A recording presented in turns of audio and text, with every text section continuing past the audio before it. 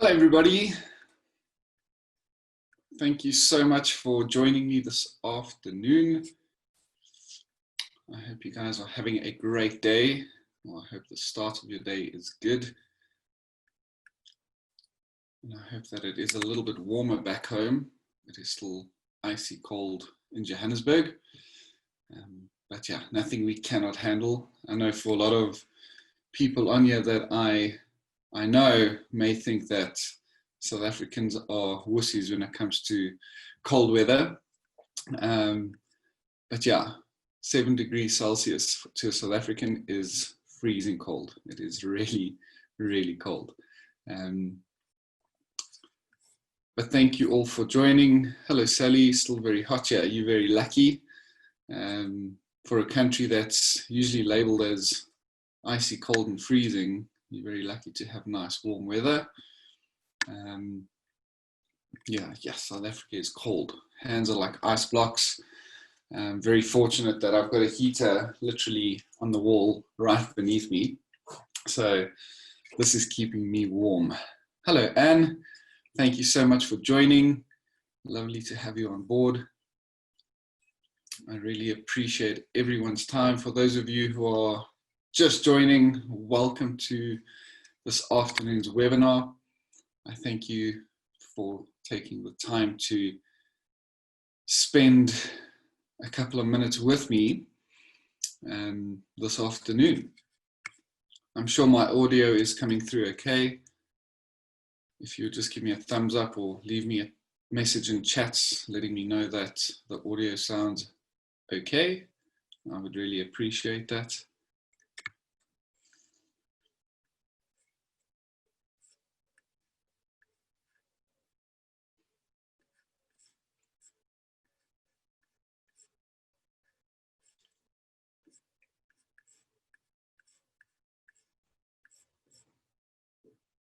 I don't know if the software has frozen now, but okay, audio is good. Thank you, Gerard. Thank you, Iego. I appreciate that. For a moment, I was stressing out. I've had a bit of connectivity issues here at home. So I thought, flip, the Wi-Fi just dropped and this is not a good thing. Thank you, Sally. Thank you for your response on the audio question. But the clock has struck 4 p.m. here in South Africa, and there are still a few people joining. And if you've just joined, welcome to this afternoon's webinar, and thank you so much for taking the time to join me. And seeing that you guys have joined the webinar, I'm pretty sure, Iego, good evening from Spain. Thank you. Good afternoon from South Africa. I'm sure you all know why you are here. I'm going to be chatting about, it's labeled a guide's journey, and obviously every guide in the industry will have a very different story, but today I'm going to be sharing my story with all of you, where I come from, and it's just basically getting to know Michael Laubscher, myself, a little bit better, and where my love for nature and my love for photography all kind of started. So without further ado, let's get cracking, let's get going. So as a lot of you would have noticed when you signed up for this, my name is Michael Laubscher. I am a South African male, and I grew up in a tiny little town called Nigel. So Nigel is on the far east rand of Johannesburg, and so far east that it almost falls into the Free State province. So it's a small little farming community. The town started off as a gold mining town years ago, and when the gold started running dry, people started realizing that the soil in and around the area of Nigel was extremely fertile, and so it's now become one of, well, I wouldn't say the largest agricultural towns, but one of the most well-known towns when it comes to the agricultural world, because the farmlands around the town are massive. The town itself is really small. So as a young lad, I didn't really get exposed to, if I may say, many people, because I grew up in a small community. But fortunately, my father was a very well-connected man, and he knew people out in the farms. He knew people from all around the country and across the globe. And so I got introduced to a number of different people from all different parts of life throughout my childhood, which was great. But one individual in particular was one of my dad's best mates when I was a very young lad, and his name was Uncle Grease.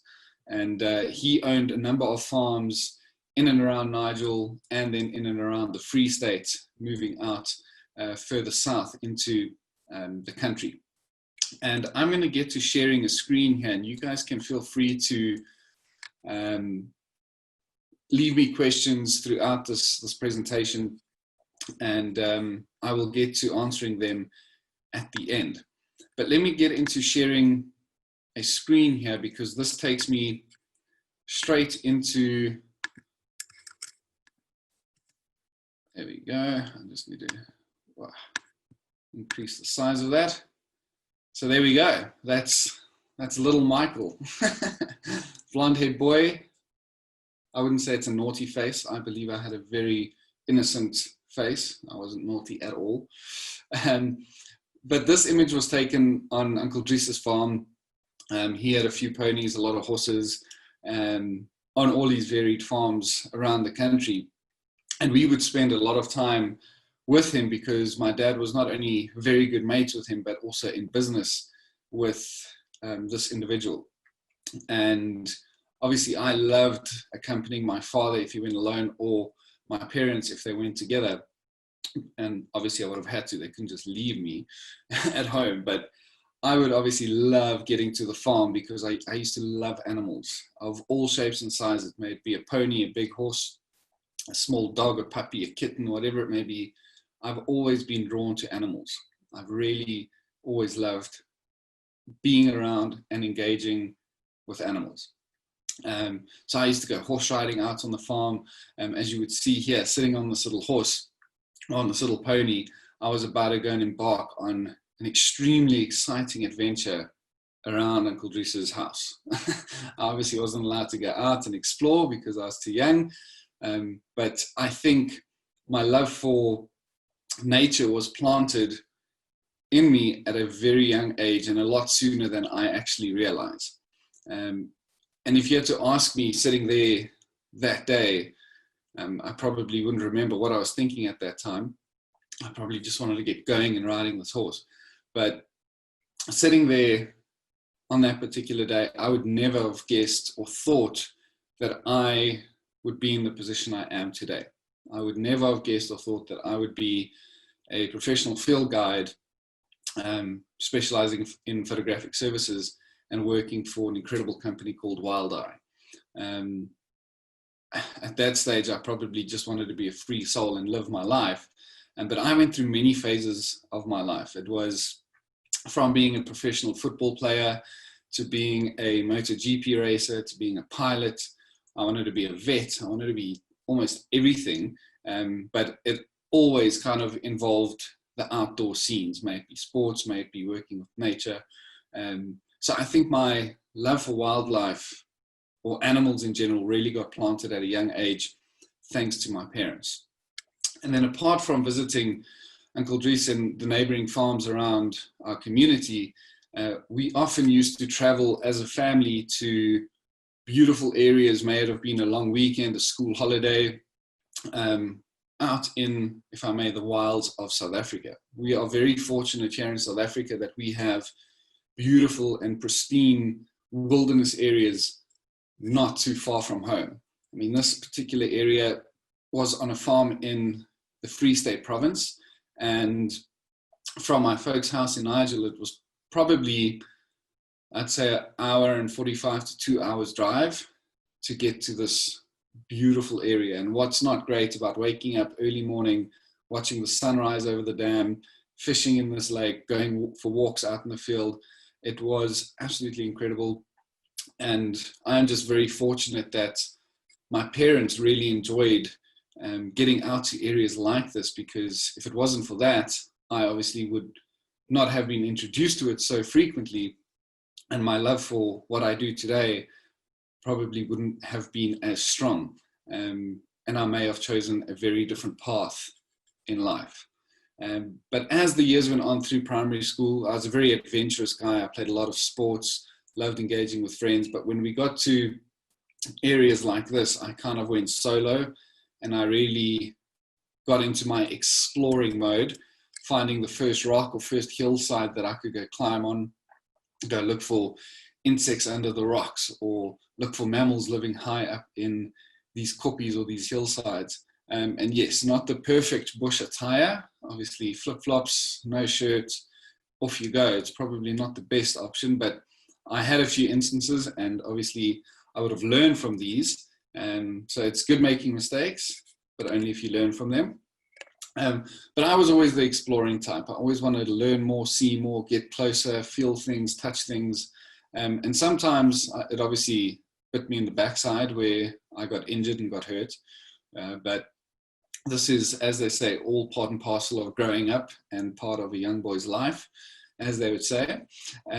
But thanks to my parents, I was able to get out to areas like this on a regular basis and really start falling. As the years went on, I just felt my love for the outdoors, nature, just grow stronger and stronger by the day. Looking at this hell of a messy scene, we are fast forwarding a little bit now into, and this is the very first day of my high school career, of my life as a high school student. And as I'd mentioned, I grew up in a farming community called Nigel. And this particular town that my school, or my high school, was in, was a town called Heidelberg, and also very much a farming community and a very Afrikaans community. And their traditions and their ways are slightly different. I grew up in an English-speaking home, but most of my parents' mates were Afrikaans people. And so their beliefs, their cultures are very different to the English folk. And here we are all singing the war cry of our new school. We are all super proud, just after rolling in pig poo and molasses, believe it or not. A bunch of boys, very proud and very happy to get on with our high school career. And as messy and as disgusting as that sounds, obviously they did clean us off.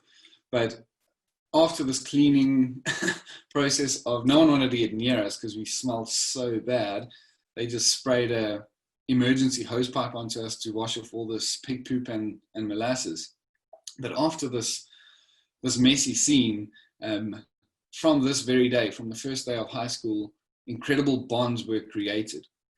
And over the years, a lot of us who started off on day one, who had just rolled in a bunch of pig poo, ended, this is our matric day, or one of our last matric days, as a very close and well-knit group of friends. And I'm very fortunate to say that my outdoors lifestyle continued or was amplified thanks to a lot of the friends you see in this particular image.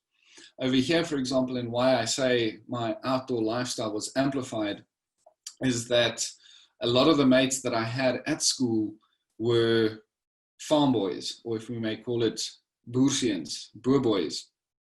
And their fathers had massive farms around Heidelberg, and that also spread across in towards Nigel. So we spent a lot of time out on the farms on weekends after sports events, whatever it may be. And we'd often, as this group of mates, we were, as I'd mentioned, very, very tight and very close. We would often go on weekend excursions or Saturday morning excursion and go climb a mountain just outside of Heidelberg. So here you can see we standing on top of a hillside, dressed up as farm boys, being out in nature, out in the sun, and just loving our life. But we got to explore and learn from each other. I mean, as a farm boy, Like my mate on the very far left here, Louis Kilian, he grew up on a farm, lived on a farm his whole life. So the knowledge that has been embedded in this guy's brain when it comes to the natural world is really incredible. And I obviously benefited from this because I was quite, as I'd mentioned, adventurous type. So I'd always urge the group of mates to go do something fun and in turn learn from them, ask them questions, and just be inspired by people who grew up in this way of life, if I may. So a big thanks to them because they were part of that seed that has now flourished to what it has become today. This next image is a photograph taken from our farmhouse on a farm called Komanande, which is in the Waterberg region of South Africa.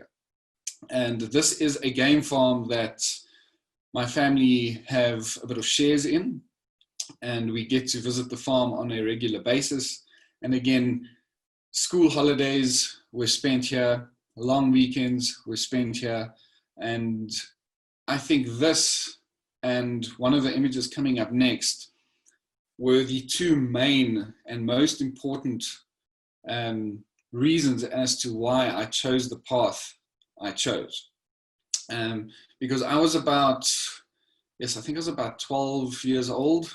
I was 12 or 13, somewhere around there, when my father had purchased shares in this game farm.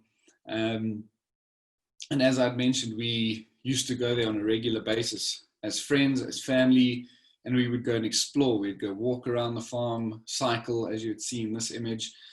We had a safari vehicle and we'd go for drives looking for wildlife. So from a young age of 11, 12 years old, I was exposed to game drives and exploring and looking for wildlife from a very young age. As a family, we obviously went to Kruger and the surrounding, or the reserves within South Africa as well, but we didn't get there as frequently as we would have got to our very own little piece of heaven, if I may, out in the Waterberg. So being exposed to this on a regular basis and exploring the natural world, my dad's friends also had shares in this particular farm. Being with them, learning from them, teaching them what I've learned, really kind of set the path and kind of started giving me a clearer vision as to where I want to go with my life. I really wanted to go and live outdoors and be in the bush and just teach people and share my love and knowledge when it comes to the natural world. This next image, also an image taken from the balcony of the farmhouse, but the reason why I've put this in here is the gentleman on the left with the wide open mouth wanting some animal feed. His name is Lawrence Rees. He is a German lad, and he was an exchange student that came over, and we were his foster family, and he came to school with me. This poor German boy coming to an Afrikaans farmer school was quite a big eye-opener for him and quite a big shock. But from the very first day, we got on extremely well. We became very good friends. And I think the second reason as to why I chose the path I chose has to come down to him. And again, thanking my parents and his parents for arranging his visit over to South Africa and on an exchange program. He came in and I was introduced to a bit of a different culture, something that I would never have ever picked up in the small town of Nigel if it wasn't for bringing Lawrence in and homing him for his period of his exchange in South Africa. And he obviously spent time with us on the farm. We always went exploring. We went to Kruger. We took him to many different places around the country. And it was great to get his opinion and see his reactions to our natural beauty in our country. And thanks to this, our families became very good friends with his. And I also then went over into Germany on an exchange program where I was homed by my foster family, as you will see in this image. So Lawrence with the big bumblebee type sunglasses on his head, his sister to our right, his left, his mom on the far right, and his father Peter on the far left. And thanks to this particular family, with my visit over into Europe, international travel became a big interest of mine. I was, if I have to think back now, I think I was 15 years old, traveling into Europe alone. I left Oliver Tambo in South Africa, traveled into Germany as a 15-year-old kid through Frankfurt Airport. So if any of you have traveled through Frankfurt Airport, that place is like a city on its own. It's monstrous. And a 15-year-old boy, and a boy who's very keen to explore, probably wasn't the best idea. Seeing that my next flight into Munich was about 100 k's down that way, it was a mess. But got to where I needed to be. Hosted by an incredible family, and thanks to them, I got to experience a very eye-opening chapter in my life. I was very fortunate to go to the Oktoberfest and really learn so much from many different people from all across the globe. Because if you've ever experienced the Oktoberfest, you would know that people go there mainly to drink, obviously, then eat delicious chicken and just have an absolute blast. The festivities are incredible. And I remember that, yes, I spoke and chatted to people from all over the place. So I went to the Oktoberfest, not when I was 15, when I was a little bit older. And when I was 15 and went to Germany, I went as an exchange student. And even then I learned a lot from the folk that I'd mingled with and spent time with. I learned a lot about European culture. And they obviously wanted to learn a lot from me. Here at the Oktoberfest, I remember speaking to people from all over the world over the course of this weekend, from Australia, from Italy, from Ireland, from all over the place. The list goes on. And I obviously was intrigued by them because I wanted to learn more about their culture, and vice versa. They also wanted to learn a lot about me. And at this particular point, there was a moment where I realized, you know what, I love sharing my passion, my knowledge about, if I may now generalize it to an African wildlife and African bush and the African experience. It was moments when I traveled internationally to Germany back and forth, or when Lawrence's family came to visit me. It was there when I really realized, okay, I know I want to engage and speak to people. I think that's where this particular seed really started kind of germinating, started growing, is once I started engaging with people from all across the globe. Obviously, I got to an age where I was very fortunate, where my father could afford to buy me a vehicle. I was allowed to legally drive. And when I was back in South Africa and not traveling abroad, I would go and explore natural wonders right next door. And as mentioned, we're very lucky in South Africa that we can jump, well, not right now with COVID, but we could jump in the car, take from where I am, the shortest drive would be a 2-hour drive to Pilanesberg, and we will be able to spend time with big 5 animals. This particular image, seeing that I was legally allowed to drive around, this is a massive male lion in the southern region of the Kruger National Park, and you can see the bonnet of my vehicle up ahead. And for some reason, I always used to think that getting the vehicle as dirty as possible was always like the main objective. When I went out into the bush, I always used to think it was cool to have this very filthy and dirty looking car. My dad used to get so furious with me because I always came home and left my car looking like this for about a week or two because I thought it was cool. But obviously this is not the point of the story. The point of the story here is the more I traveled to areas like the Kruger or the Pilanesberg or wherever I went, the more I wanted to get back. I just wanted to be out there. I didn't want to be indoors. I didn't want to be at home. I just wanted to be out in the field exploring. Another thing that also laid a big foundation into why I love the outdoors and love exploring is a big chapter of my life has been spent on two wheels. So I started riding motorcycles from about the age of, I think it was about 6 or 7 years old. My father had purchased my first motorcycle for me. And this continued throughout the years. I've always been a bit of an adrenaline junkie, and I just loved spending time with my father. There's nothing like quality time with friends and family.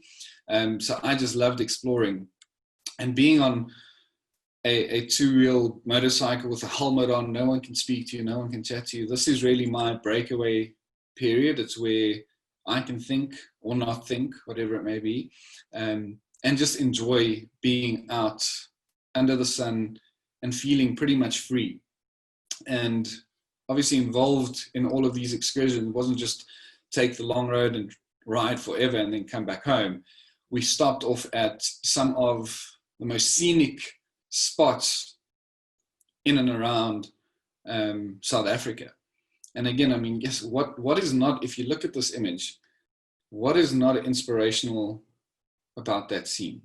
There's something so tranquil and so beautiful about this. And it's just like the way I feel right now looking at this, I want to be there. I want to be sitting on that rock and I want to watch the sunset. Well, that's if it was a little bit warmer maybe, because I think the wind up there right now must be quite cold. But I think, yes, those are probably the two main seeds that kind of work together and got me to where I am today. But now with all of that fun and games pushed aside, traveling abroad for leisure and spending time on a motorcycle driving around, it's time to get a little bit more serious. And looking at this image, you might think, serious? What is serious about this image? It may not seem serious, but this was the very first day of me paving the way for my life, if I may. And this was the first day of university where we had to gather and collect some money. And I went to a private university called Centurion Academy in Pretoria. And I had studied nature conservation because I had known at the end of my high school career, I really knew that nature and the outdoors is where I want to spend my life. I didn't know this years back, but I got to that point after being introduced to the farm, after being introduced to foreign cultures and ways. I really knew this is where I want to be. So I went into Pretoria to study nature conservation. And this was an awesome experience. We got to work, because of obviously the conservation side of things, we got to work hands-on with wild animals in capture or in bomas, and work with professionals in the field, which was extremely exciting, and do snake handling courses. Excuse this image quality. It was probably taken with the very first ever camera phone that arrived in South Africa. But yeah, snake handling courses, 4x4 courses. It was a whole load of fun. Learned a lot, and obviously got to meet great people and explore beautiful areas of our country. And this furthermore fueled my passion to want to be out there even more. And I loved every moment of it. But late in my second year, I realized that it wasn't really for me. I didn't want to focus on the conservation side of things. I rather wanted to share my love, passion, and knowledge with people coming out on safaris. But before that was done, I had to embark on a practical year. So the third year of my studies was a practical year, and believe it or not, that was my first ever camera that I owned, because we had to photograph and document the whole year. And this year involved a lot of hard labor farm work, a lot of maintenance, a lot of building. So we were mixing cement here to build a new fence around a particular bush camp. And I loved it. I was in love with what I was doing there. I loved the physical work. I loved being out in the sun. But I really felt the need to get out and explore more. And this is explore more wild animals, of course, and share my love and knowledge of these incredible creatures with the people that join me. So these were a few highlights during my practical years that I got to work hands-on again with wildlife vets and the wildlife that roamed on that property, got up close and personal. And this was incredible because I obviously got to learn a lot more by being hands-on with these wild animals. I also got to, excuse the size of this image, it's really tiny, but I got to spend time raising a little bush baby, a lesser galago. He fell out of the roof, out of the large main area's roof, and he was a small little, it looked like a wet mouse, like a little rat, black rat, lying on the floor.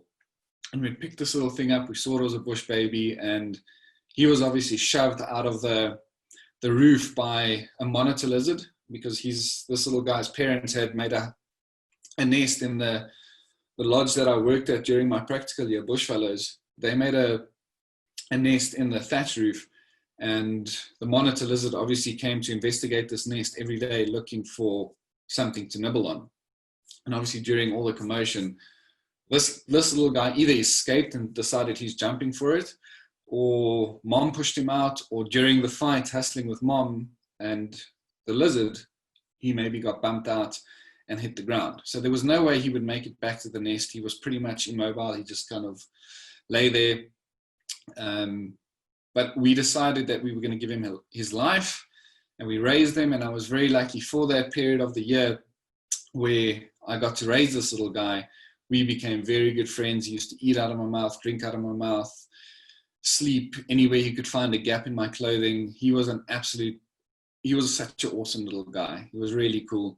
And just before my year had ended, before graduation, I took him to a wildlife rehab center to prep him and get him ready for his release back into the wilds of Africa. And if you're wondering, his name was Zulfi. Really cool little guy. But after graduation, and as I've mentioned in my second year, I knew that this field of conservation isn't where I want to be. And so I enrolled into a professional field guide course in 2013. Well, I enrolled in 2012 and the course started in 2013. And this was an incredible experience. This guide training, there's many ways you can do it. You can order the books online, get them delivered, study at home, write your test, get practically assessed, and then you're a qualified guide if you pass everything. But what we did on this course was really cool. It was a full year. Half of the year was theory and then obviously practical based as a group. And then the second 6 months, you get placed to go and do practical work as a field guide. Depending on your marks, if you get really horrible marks, you get placed at a really horrible place. If you get really good marks, you obviously get placed at a much better reserve or lodge. And days out there were spent either early morning safaris or late afternoon game drives. And this happened daily, or an early morning or a late afternoon walk. It could have been 2 walks a day. It could have been 2 game drives a day. It was all it came down to the schedule of the day and the purpose, or what particular module you are learning about or studying about at a particular point during the course. That it was absolutely incredible because each camp had 2 instructors, and these are individuals who've been in the industry for many years, and they would have been able to, and they did, share so much knowledge with us in such a easily to understand kind of way. And I just knew that this is what I wanted to do and where I wanted to be. I spent a lot of my time studying between the 2 drives because I really wanted to do well. I really wanted to excel.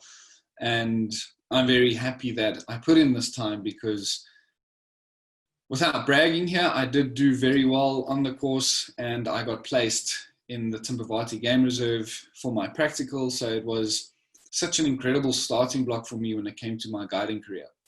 But obviously, if you've got passion and drive for something and a love for something, I mean, what I'm doing there seems like studying, your head's down and just learning.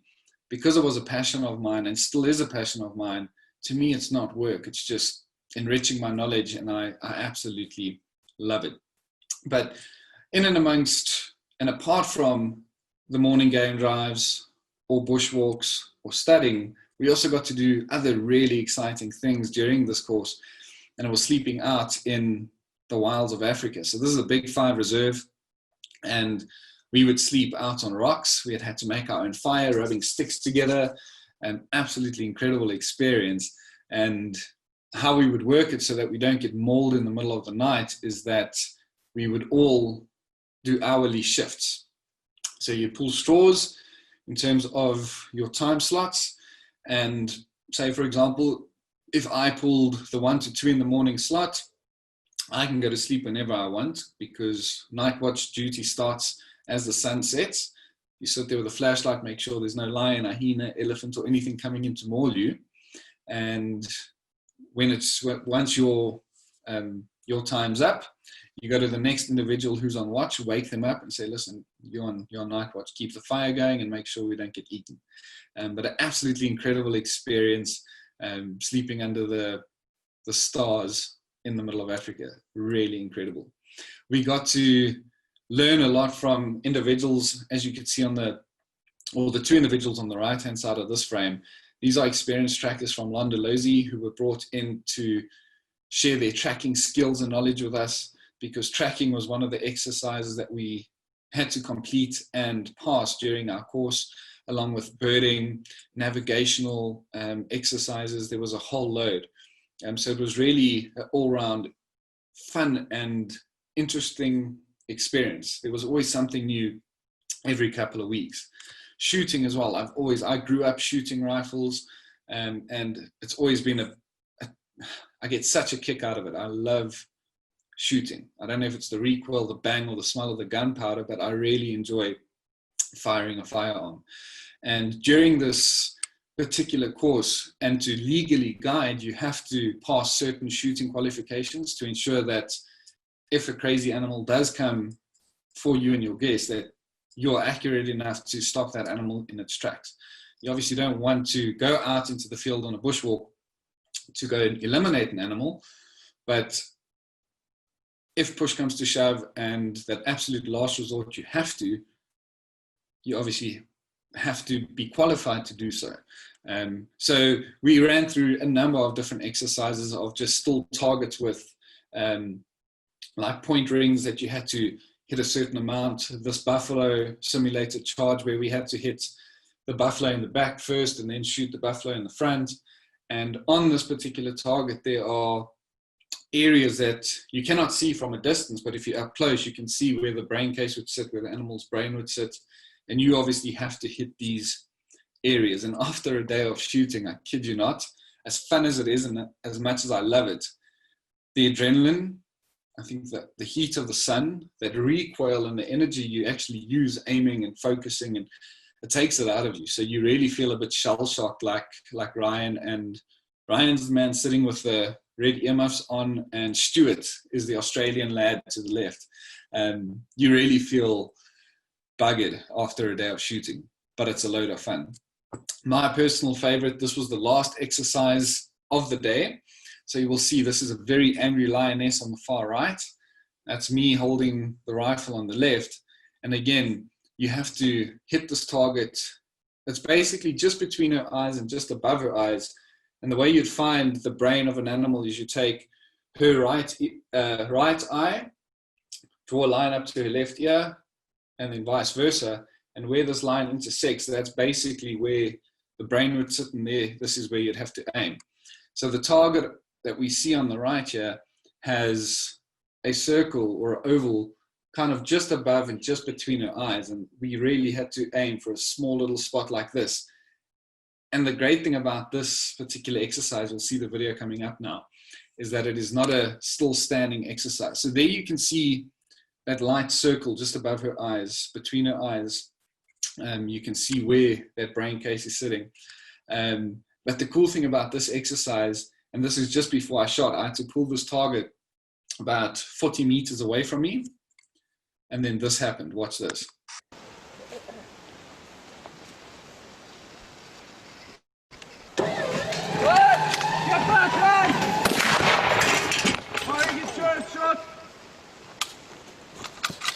Okay, stay behind me. And then there's a whole process. Follow me. Barry, one more shot. You have to complete the I'm going to reload my rifle. Make sure that the lion is dead. You should be safe. Stay here. Don't follow. I just want to What see I'll if this be lion doing is here dead. is check the reflex of the eye, make sure that it's not moving, This lion is dead. make sure that the animal is eliminated. Put my rifle back into stage 2. And it's a really fun Unload. and exciting exercise. My goal! Alright! And I'm going to stop it there. But even though this is not a real lion, it's just a simulated charge. Firstly, that target's coming bloody quick, and it's not even a fraction of how quick an actual lioness can run. Lions can run a lot faster than that target does. But the adrenaline and the kick you get out of it, you are shaking after that. So it's a really fun and cool experience. If you do enjoy shooting and handling weapons and firearms, if you ever have the opportunity to do what they refer to as ARH, advanced rifle handling, grab it with both hands. It is so much fun. And then once you qualify there, I see there are 2 questions that have come through, and I'll get to them at the end here. We're not too far from the end of this. But then once you qualify it as a guide, you get to go and share your passion and your love and your knowledge about the natural world with people from all over the world. I was fortunate to land myself a great guiding job at Sabi Sabi, where, again, you would meet a whole range of different individuals, create new bonds, and have even more people to be inspired by and learn from. And because certain individuals like France on the far right, just above the crocodile guy, he's been in the industry for 8 years. He's got a wealth of knowledge. Jonas, the individual standing on the top left, been in the industry for over 12 years. You can learn so much from these guys, particularly like Jonas and Solly at the back there, who grew up in these areas. It was absolutely incredible. And then here, Fios is the man sitting in the middle. He was my track ad, Sabi Sabi. Great bond that I built with this man, learned heaps from him. And his uncle manages a camp on a reserve in Mala Mala, and that we used to go and visit and just spend time with, because it's a shame, but the poor man was lonely. So when we had times off, we would go learn from him and listen to his stories as to what happened in camp that night. So it was really a fulfilling experience. And there's myself and Fee doing what we used to do best, showing, that was a group of Americans, incredible wildlife in Africa, and sharing our love, passion, and knowledge with them. But as I mentioned, in a group of guides, particularly at a well-established organization such as Sabi Sabi, the learning doesn't stop the moment you graduate. So the individual you can see on the far right, Richard de Gouveia, was a senior guide and our assistant head ranger during my time at Sabi Sabi. And we would often, when we didn't have guests and we had time off, we would get a group together and we'd go and explore and go out into the field and look for interesting things to chat about and learn from each other. Share your knowledge about a particular topic with the group. And so the open mic went around the circle of guides, and everyone got to share some interesting facts and learn from each other. A really cool experience. Over here, this was a vehicle full of wilderness guides from all over the country. I was very blessed and lucky to have guided these individuals, and because the purpose of their visit here was for them to see how professional guides in South Africa would guide a group of people, but vice versa. I obviously got to learn from them. So the gentleman sitting next to me in the front seat, he guides at a wilderness camp at Desert Rhino in Namibia. Charles, kind of peeking just over his shoulder, guides in Wangi National Reserve. There's guys who guide in the Okavango Delta. So there was a whole array of guys from all over the place. And it was just a massive learning curve, which was absolutely phenomenal. So the more time I got to experience things like this, the more I loved what I was doing, because you just enriched your wealth of knowledge that you could then go and share with your guests in the future. And then this is me photographing an elephant bull just outside of Salati camp. My love for photography, I think, was embedded in me a long time ago, but it really started kicking off when I started guiding at Sabi Sabi. That's where I'd spent my time at eco training studying hard. I did my practical part of that year guiding in the Timbavati, focusing mainly on cramming as much information into my brain as possible to share this with my guests. And then only much later, once I started guiding at Sabi Sabi, did I start picking up a camera and becoming more serious about it, because only then could I balance the two a little bit more. So focusing on the photography and then also still focusing on the guests, because you don't want to just let go of the guests and focus on your photography, because that's not cool. It's guest first and then your own personal wants and needs. But looking at this pretty cute looking selfie, if I have to say so myself, was a photograph. I think this was probably 2014, still a lodge-based guide at Sabi Sabi. You can see all those bazooka lenses behind me. I was guiding a group of Wild Eye guests. I was fortunate enough to meet Wild Eye while a guide at Sabi Sabi. And in 2014, I was one of the guides, one out of 4 or 5 guides who guided the seminars. So this was a big group of photographic guests who came in for a massive learning curve and experience and safari. And I was one of the guides guiding them in 2014 and in 2015. And after the safari, you can see Gerry crouched down in the front of the image over here, and myself standing there between Nancy and Astrid. This was after the first Wild Eye seminar that I had hosted in 2014, Gerry had approached me and said, listen, Mike, if you ever want to leave the bush, give me a call, let's chat, let's set something up. And my first thought was still I was like, okay, cool, thanks, I appreciate that. But in my mind, I was like, why? I will never leave the bush. This place is epic. It's so awesome. I'm never leaving this place, but thanks. But that was in my mind.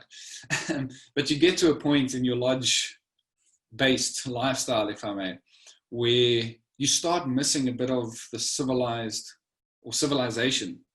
Because as a lodge-based guide, you work for 6 weeks, 7 days a week, then you have 2 weeks off. Then you're back for 6 weeks, 2 weeks, 6 weeks, 2 weeks. And so that cycle goes. And so I was starting to go a little bit mental, and I decided, okay, no, I need to leave the bush. But obviously once a bush boy and you've loved your experience out there and really have a love and passion for what you do out there, once you leave, you're always going to be drawn back. So fortunately, I then called Gerry, because I knew by having a meeting with him and hopefully securing a job with Wild Eye, which fortunately happened. This is our happy team at the moment. We are able to still get these bush breaks because of the incredible company that Gerry, Jono, and Andrew had established years back. And we still get to enjoy a bit more of a civilized life here in Johannesburg, but then also still get out into the field. But if there are any of you watching here today, there are any of you that would like to enroll into a field guide course, or even just go and experience what a month out on a trails course is, because they do accept this. We had a guy on our trails course who was from, I think he was from Switzerland, and he just came in because he wanted to walk in Africa for a month. So he wasn't there to get qualified or pass any exams. He did the tests and exams just for the sake of it. But if you want to enroll in a course or just go and enjoy it, I did my training through Eco Training, phenomenal company. There's another good and well-established company called Bushwise, which I've also heard quite a few good things about. But there are many field guide training operators out there. So just spend time on the web if it is something you're interested in doing. But if you have any questions in the future or after this webinar, I'm going to get to your questions that you've left me on here right now. But if you have any more questions in the future, please, my email is down there. I'll happily share my experience with you, my advice, knowledge, love and passion, whatever it may be. We can set up a time to chat and I'll happily answer your questions. I thank you for taking the time to listen to this webinar today. I hope you enjoyed this short 45-minute journey of my couple of years field guide journey. But I really do appreciate you taking the time this afternoon. Let me get to your questions. I see there are a few. Sally, was your school a boarding school, Mike? So there was a boarding house, but because I only lived about a 20-minute drive away and there was a bus that used to bring us in and out, I didn't board. I had a day room at the school. So this means if we were practicing rugby a lot later or cricket a lot later, whatever it may be, I could spend time in my day room, do my homework, eat my lunch, have a nap if I needed, and then go to training, and then go back home later that evening. So no, I did not board, Sally. You asked, did you know what was going to happen? I suppose this is where, did I know what was going to happen just before I went to high school? Pretty much. Afrikaans schools are still very big on initiating their new standard 6s, the new grade 8s. So I had a pretty good feeling, but I was excited about it. And as I've mentioned, I'm always up for a good time. And as they would say in Afrikaans, a boek for sport, which is a antelope for sport. It doesn't make any sense in English, but it's you're up for it, basically. I didn't get that. Could you try again? And now Siri's talking to me for some reason. Ayego, do you recommend any book to study animals or behaviors? Yes, definitely. There's a cool book that's pretty much down to the point and nice and easy, A Game Ranger in My Backpack. That's a good book, and it covers a variety of mammals, reptiles, birds, a bit of everything. But if you really want to delve deep into mammal behavior, you can go and look at Beat About the Bush Mammals or Beat About the Bush Birds. This goes really deep into their behavior, and they're really good books. You should definitely go check them out. Do you recommend any books you used to learn from, Ayego? Yeah, those are some that I mentioned. They're incredible books. I meant Shooting the Lion.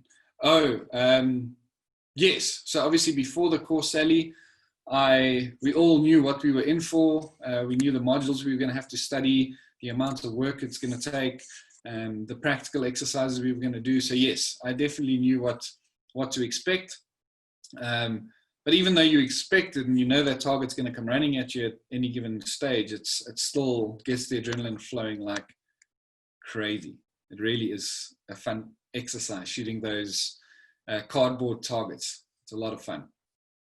All right, well, thank you for all your questions. I don't see any more popping in. But that is about it for today. But please remember, as I mentioned, if you do have any questions regarding becoming a field guide, wanting to become a field guide, or if you are busy training or you are still a field guide and you're wondering how can I move on to the next stage, please, you saw my email at the bottom there. Get in touch and I will happily answer any of your questions. Thank you again for your time. Have a great day further, and I will chat to you in the next episode. Bye-bye for now. Oh, I see there's another question. So interesting.